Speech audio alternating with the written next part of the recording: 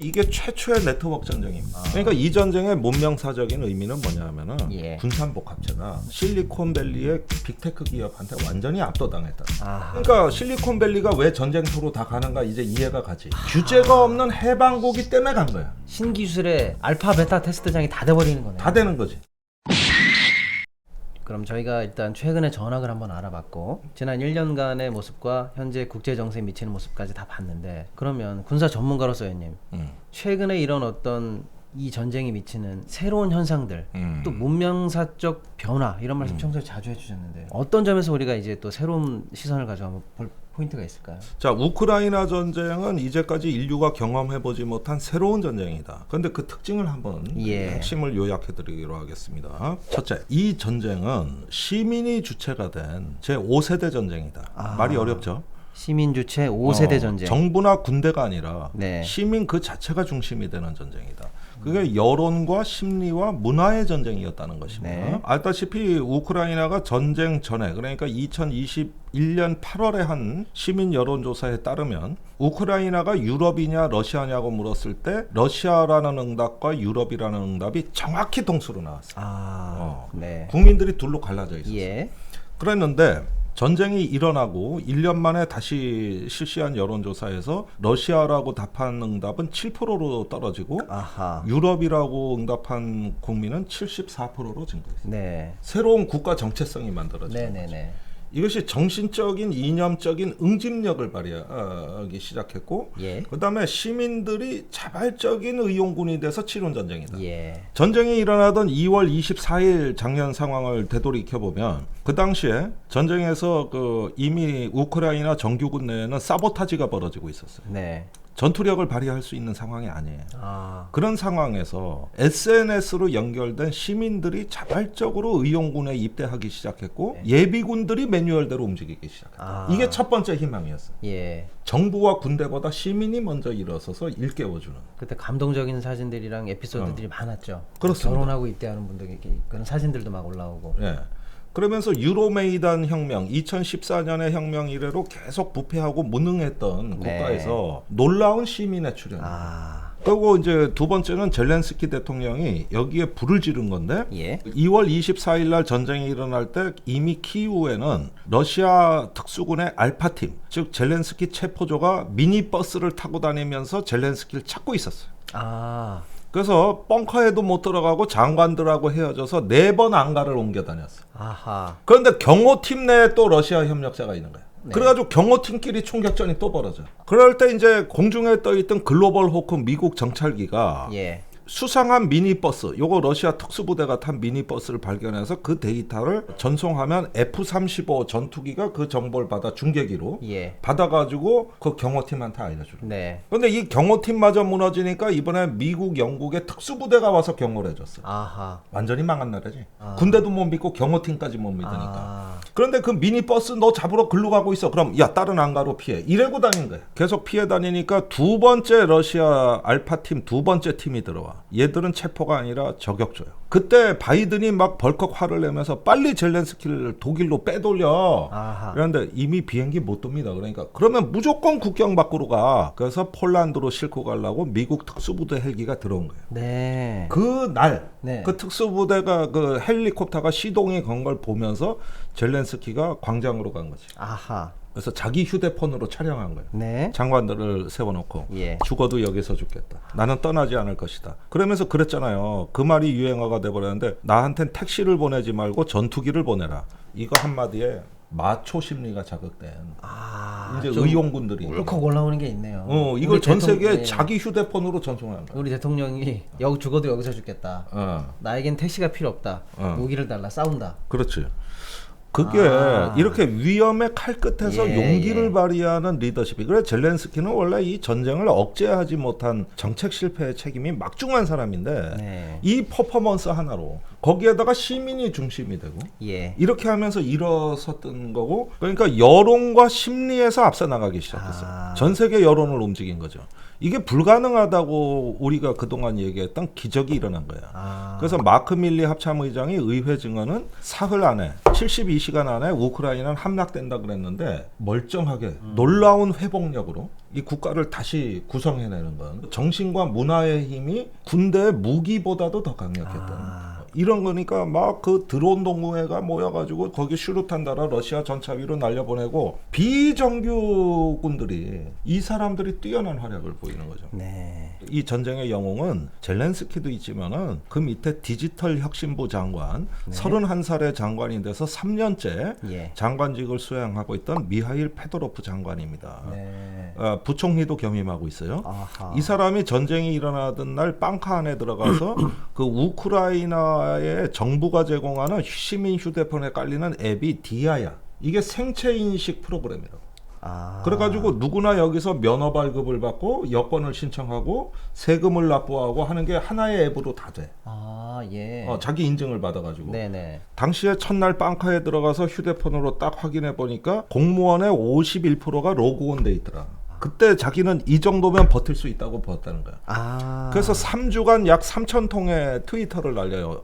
그게 주로 어디로 가냐면은 일론 머스크한테 가서 스타링크 위성 안테나 보내달라. 네. 그때는 스타링크 위성이 뭔지도 몰랐어 사람들이. 예. 그래가지고 중국의 드론 업체에다가 압박을 가해가지고 러시아에 드론을 제공하지 마라. 그래서 제공 안 한 거예요. 이게 빛나는 승리가 바로 이런 거예요. 그런데 그때 중국의 드론을 러시아가 다량으로 가져갔더라면 이 전쟁의 양상은 판이하게 다릅니다. 그렇겠네요. 근데 지금도 제공 안 하고 있거든. 네. 이런 것도 트윗으로 미리 다 작업을 해놓은 거야. 그러니까 트윗을 날린 게 2월 26일이고 2월 27일 날 일론 머스크가 보내겠다 해서 일단 5,000개를 보내고 네. 그 뒤로 지금까지 2만 개의 위성 와이파이, 예. 통신 위성의 그 안테나 수신기를 예. 2만 개를 지금 보내는데 이게 정보의 생명선을 만든 거지. 모든 통신 시설이 파괴됐을 때 어떻게 정부가 정보에서 앞서 나가냐? 지상기지국도 필요 없어요. 우주에서 직접 데이터 와이파이를 받으면 되는 거예요. 예. 이걸로 이 휴대폰이 잘 터지는 거예요. 네. 그러니까 지금도 우크라이나 국민의 모든 일상은 아침에 일어나면 휴대폰부터 보고 정보 앱에서 나오는 데이터 확인하는 거. 이게 지금 모든 국민의 일상이에요. 이게 내 생명선이라고. 네. 그래서 이게 최초의 네트워크 전쟁입니다. 인류 역사상 연결된 사회에서 최초의. 네. 근데 이거 갖고 다 되는 게 아니에요. 우선 전쟁 직전부터 들어가 있었던 건 마이크로소프트입니다. 그런데 러시아가 전쟁 전에 사이버전이 먼저 들어왔거든요. 네. 주로 전력 시설이에요. 예. 근데 그 해킹을 막아낸 건 마이크로소프트에 하고 헝가리인가 거기에 그 보안 업체 이서트라고 있어. 예. 이 두 개 회사 엔지니어들이 사이버전을 이미 막고 있었군요. 막아냈고. 네.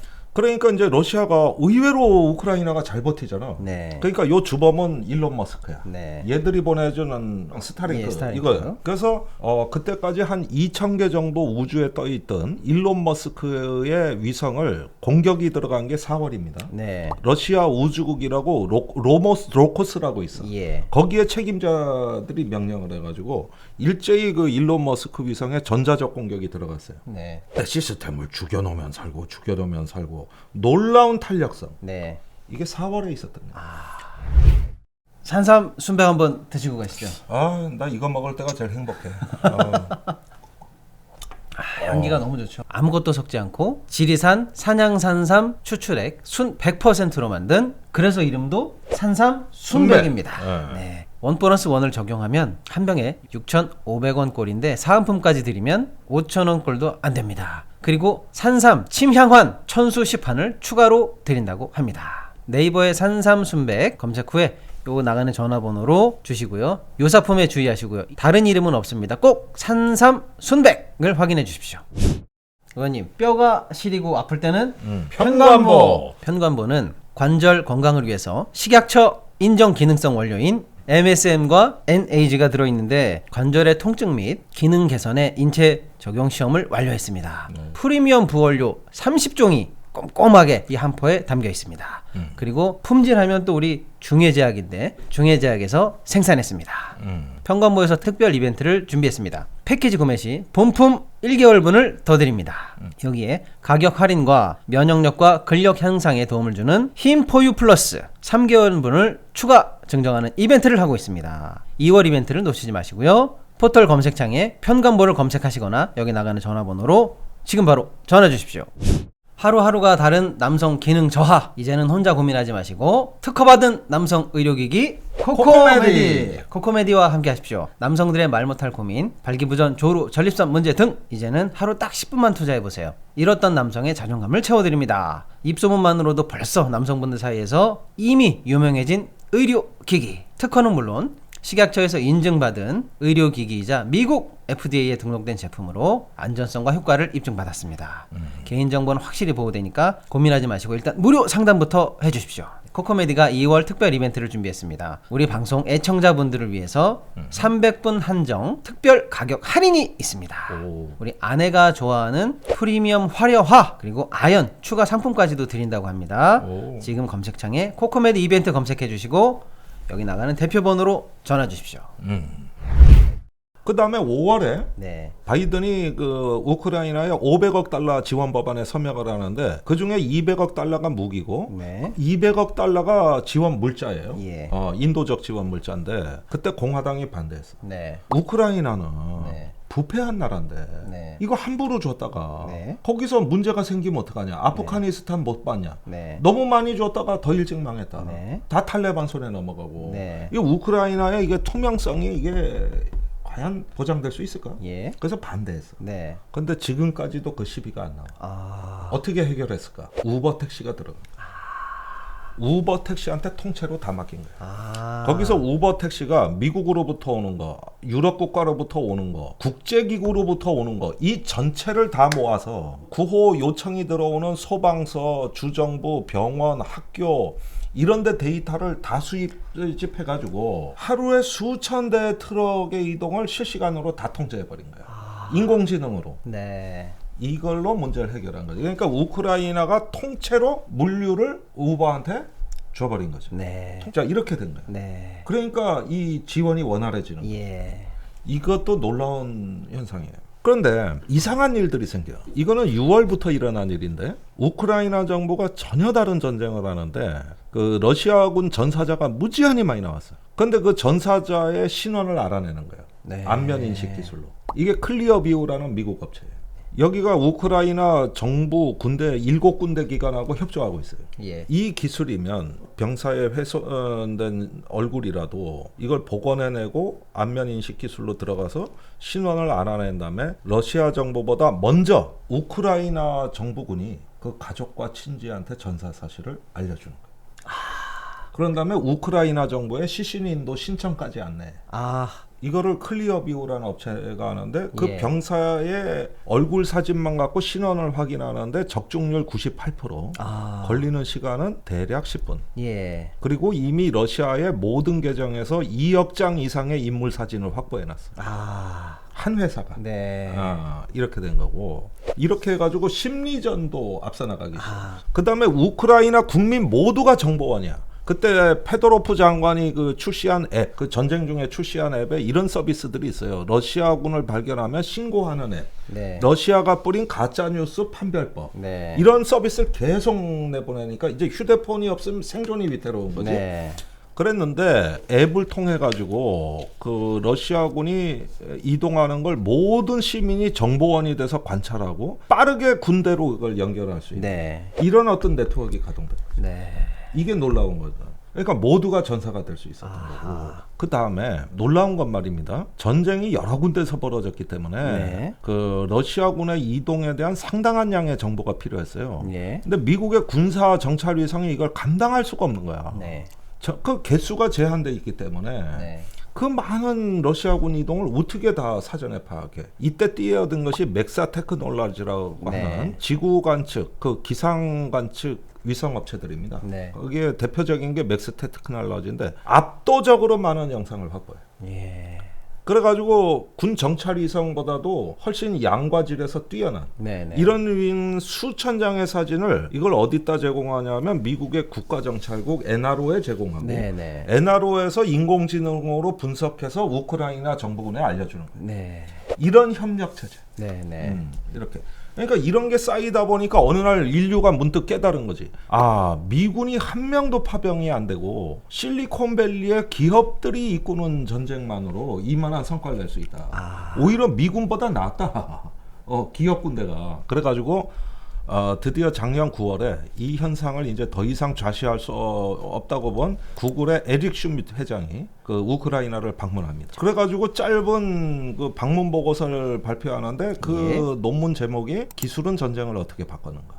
그러니까 기술은 전쟁을 어떻게 바꿨는가. 펜타곤 보고서가 아니라 실리콘밸리의 기업 보고서가 전쟁에 대한 보고서, 탁월한 보고서를 내버린 거지. 제목이 벌써 탁월한 느낌이 오네요. 그러니까 이 전쟁의 문명사적인 의미는 뭐냐면은 예. 전통적으로 그 냉전 이래 그 세계의 분쟁을 지배해온 군산복 합체가 네. 실리콘밸리의 빅테크 기업한테 완전히 압도당했다. 아하. 그러니까 힘의 중심이 어디로 가는 거야? 군산복 합체에서 실리콘밸리. 아. 이미 그게 오래전에 됐다고 생각할지 모르지만 그게 확연하고 결정적으로 간 거예요. 그러니까 펜타곤이 불가능한 일을 해냈다는 점에서 이 실리콘밸리가 앞으로 전 세계의 절대 강자, 어떤 초독점 세력으로 이것이 부상하는 겁니다. 그렇게 되면은 지금 이 전쟁이라는 게 어떻게 보면 규제가 없는 공간이잖아요. 네. 여기서는 무조건 효율성을 추구해야 되니까 미국 국내에서 안면 인식 기술 못 쓰잖아요. 개인정보 보호 때문에. 전쟁터에선 되는 거야. 신기술의 시험장이 돼버린 거지, 우크라이나가. 그럼 아까 그 클리어뷰라는 회사가 기술은 엄청나게 갖고 있었는데 미국 내에서 개인정보보호법이라든지 여러 그런 것 때문에 사실은 테스트해보기 어려운 기술도 지금 우크라이나 전쟁 속에서는 다 되지. 엄청나게 적용하고 지금. 그러니까 실리콘밸리가 왜 전쟁터로 다 가는가 이제 이해가 가지. 규제가 없는 해방국이 때문에 간 거야. 신기술의 알파 베타 테스트장이 다 돼버리는 거네. 다 되는 거지. 그래가지고 구글 회장이 작년 9월에 이걸 취재하러 우크라이나를 들어가는 건데, 가는 기차 안에서 폴란드에서 기차를 타고 11시간 동안 우크라이나로 달리는데 이미 기차 안에 스타링크 위성 그 터미널이 기차에 설치돼 있더라. 그런데 승객 1인당 140메가바이트의 데이터를 제공하더라. 갈 때부터 놀랬다. 네네. 이런 나라가 지구상에 없거든. 그러니까 써보니 또 좋아. 네네. 그래서 에릭 슈미트 회장이 아까 말씀드린 논문에서 내린 결론은 인류 최초의 네트워크 전쟁을 봤다. 기업과 기술이 지배하는 전쟁을 봤다는 거지. 이게 바로 우크라이나의 기적의 핵심 에너지라고 본 거예요. 그래서 이 전쟁이 이제 문명사적 전환, 그러면서 세계의 절대 강자가 군산복 합체가 아니라 바로 실리콘밸리 쪽으로 이동했고, 네. 이 기업들이 여기서 테스트한 기술을 가지고 앞으로 미래의 절대 강자로 지대 추구 세력이 되는 초독점 사회가 열린다는 거예요. 같은 것도 전쟁이 아닌 예컨대 평화시의 국가에 이 기업이 진출했을 때는 그 사회를 완전히 초토화시켰어요. 남아공의 우버 택시가 가서 모든 물류의 70%를 장악했고, 네. 페이스북이 모든 광고 매출의 70%를 가져갔어요. 그랬죠. 토종기업 말살됐지. 그랬습니다. 그러니까 이런 데 가서는 사회의 어떤 재앙을 초래했지만 네. 전쟁터는 달라. 여기서는 그 욕먹던 일이 다 영웅이 되는 거야. 이게 바로 전환의 대목이고, 이 전쟁 이후에 우크라이나가 어떤 국가가 될지가 너무 궁금한 거야. 너무 궁금하네요. 모든 전 세계의 새로운 기술을 다 써먹고 있는 나라가 예. 되니까. 그래서 우크라이나 사람들하고 저도 어제 방송에서 만나 토론했습니다만 확고하더라고. 아마 전쟁 끝나면 우크라이나가 세계 최고의 IT 최강국이 될 거다. 그럴 수도 있겠네요. 아주 자신만만해 하더라고. 이런 전쟁을 통해서 다 훈련이 돼버린 거야. 이게 바로 앞으로 세계화 이후의 시대를 여는 첫 번째 그 시대적 출발점이 되는 것이죠. 우리가 살며 경쟁하며 싸우는 방식의 변화, 그것이 기술혁명인 거거든요. 기술혁명 뒤에는 사회혁명이 따라오고, 사회혁명에 이어서 인간혁명이 따라가는 거예요. 네. 이것이 문명의 변환이라고 하는 건데, 그게 네. 시작이 됐다. 그거를 많은 기술 선각자들이 지구상에서 실험해 볼 수 없는 전쟁터에서 그 현상을 봤던 것이죠. 자, 그런데 지금 여기까지가 이제 두 번째 현상이지만, 네네. 그러나 세 번째, 지금 우크라이나는 지쳤습니다. 지금 징집할 자원이 이제 더 이상 남아있지 않아요. 네. 10만 명 이상 추가 징집이 안 돼요. 반면에 러시아는 계속 징집이 가능합니다. 예. 그러니까 여기서 이런 기술혁명에도 불구하고 우크라이나는 외부의 지원에 의존해서 싸우는 나라고, 네. 러시아는 자기 힘으로 싸우는 나라예요. 네. 이 구조적 차이는 불변인 거예요. 네. 그러니까 지금 우크라이나군이 탄약이 부족하고 장비가 부족해요. 미국이 빨리빨리 안 해주면 못 버텨. 그렇겠죠. 그러니까 미국은 더 많은 돈, 더 많은 장비 이렇게 지원해줘야 된다고 바이든이 네. 그걸 모금을 하고 다니는 거거든요. 네네. 근데 언제까지 이래야 될까? 예. 그러니까 문제는 말입니다. 러시아의 강점은 이런 기술에선 뒤지지만 문제는 외세에 의존하지 않고 자기 힘으로 싸운다는 거예요. 이게 강대국의 특권이란 말이야. 장점이란 말이야. 네. 이 구조적 한계는 여전히 남아 있기 때문에 이게 앞으로 우크라이나가 스스로 방어 역량을 스스로 갖추는 날까지 이 전쟁의 불안과 위협은 계속된다는 것이죠. 네. 단지 여기서 돈 버는 자들은 앞으로 이런 고통에도 불구하고 돈을 버는 자는 실리콘밸리가 된다. 아하. 자기들의 기술을 마음껏 테스트했던 엄청난 비즈니스가 이루어졌기 때문에 우크라이나 국민들은 더 많은 고통 속으로 들어가고 있으나 정작 실리콘밸리는 이제 절대 강자의 위치에 등극하고 에릭 슈밋 회장은 일론 머스크를 극찬을 했어요. 저 사람이 영웅이라. 결국 최종 승자는 실리콘밸리.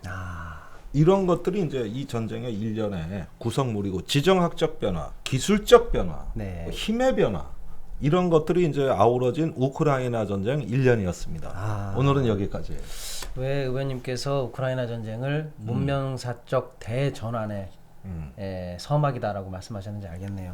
냉전을 연 것은 한국 전쟁이었고 냉전을 종식한 것은 베트남 전쟁이었고 세계화 시대는 걸프 전쟁이었다면 이제 실리콘밸리를 위시한 초독점의 AI 신기술의 시대 이런 것을 우크라이나 전쟁이 열었다. 그렇습니다. 아마 올해 그 상반기부터 AI와 로봇 전쟁이 곧 시작됩니다. 이제 등장하고 있어요. 네. 그게 또 새로운 테스트의 기회가 되는. 그러니까 누구는 죽어가지만 누구는 기술을 시험할 수 있는 기회를 얻는 이런 역설, 패러독스가 있는 전쟁이라는 거.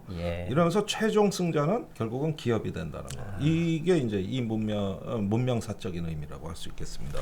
예, 정말로 매번 드리는 말씀이지만 어디서도 들을 수 없었던 참으로 귀한 강의 오늘 잘 들으셨나요, 형님? 다음 주에 또 좋은 컨텐츠로 저희 찾아뵙도록 하겠습니다. 네. 김종대 뻥 뚫리는 TV.